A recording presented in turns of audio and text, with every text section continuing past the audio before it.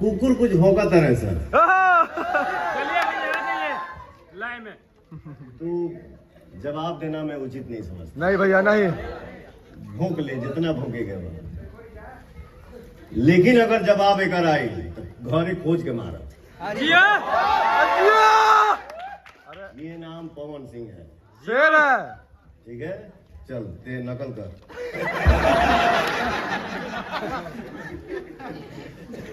अगर जवाब आई दू कुत्ता भौंका था ना सर लखनऊ में। हाँ जाए तो भैया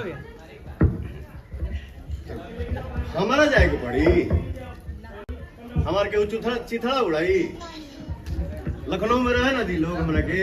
हाथी चले बाजार तो कुत्ता भौंके आ जा।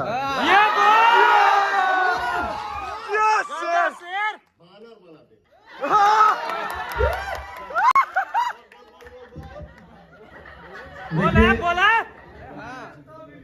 हमारे सर हम लोग के बीच भैया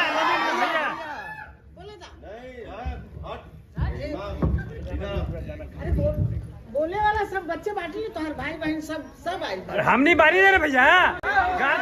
एक बार